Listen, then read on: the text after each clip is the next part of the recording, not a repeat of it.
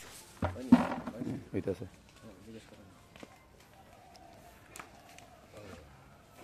ও আসসালামু আলাইকুম।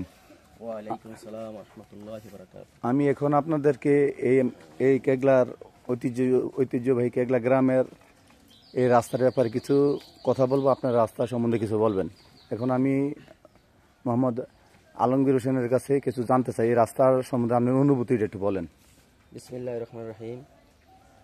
এই রাস্তাটার জন্য আমরা আজ থেকে বহুত পূর্বে থেকে অনেক কষ্ট পাচ্ছি এবং সাধারণ মানুষ অনেক কষ্ট পায়।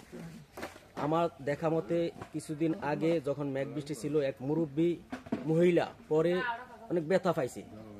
ওই দুঃখের পরে আমি নিজে এককভাবে 1,10,000 টাকা দিয়ে আমি একটা উদ্যোগ নিছি, যেন আমি শামসুভাইয়ের কোনা থেকে নিজাবেড়ার কোনা পর্যন্ত করবো, এরকম একটা উদ্যোগ নিছি। নেওয়ার পরে চিন্তা করে দেখলাম যে এখন তো আমার এই টাকা দিয়ে হবে না। তো আমি একটা চিন্তা ভাবনা করে দেখলাম, পরে আমার মাথায় ঢুকলো, আমি আমার ভাইরা ভাই মোহাম্মদ আলমগীর সরকারকে আমি এই জিনিসটা অবগত করলাম।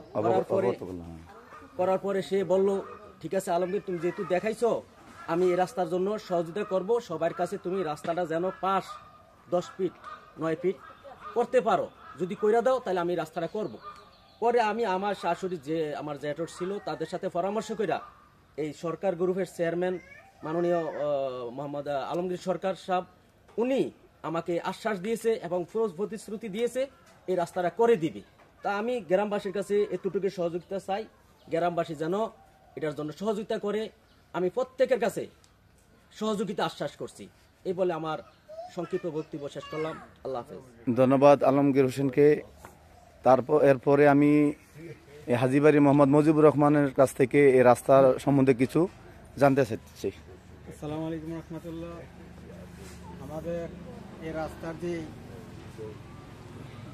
আগের যে কন্ডিশন ছিল, যে অবস্থা ছিল, এই অবস্থা থেকে এখন যে একটা সুন্দর পরিবেশ সৃষ্টি হইতেছে এবং যার মাধ্যমে হইতেছে যে সরকার গ্রুপের আমাদের এলাকার এই জামাতা জনাব আলমগীর কবির সরকারের মাধ্যমে এই রাস্তার কাজ সুন্দরভাবে হইতেছে। এই জন্য আমাদের গ্রামের পক্ষ থেকে জনাব আলমগীর সরকারকে অনেক অনেক ধন্যবাদ জানাই, যে তিনি আশা করি এই উদ্যোগের কারণে তিনি পরকালে যে একটা আল্লাহর কাছে একটা পুরস্কার পাবেন এবং এই ওসিলায় আল্লাহ তাআলা তাকে জান্নাতুল ফেরদৌস দিবেন, এটা আমি আশাবাদ ব্যক্ত করে আমি আমার এই সংক্ষিপ্ত বক্তব্য এখানে শেষ করলাম।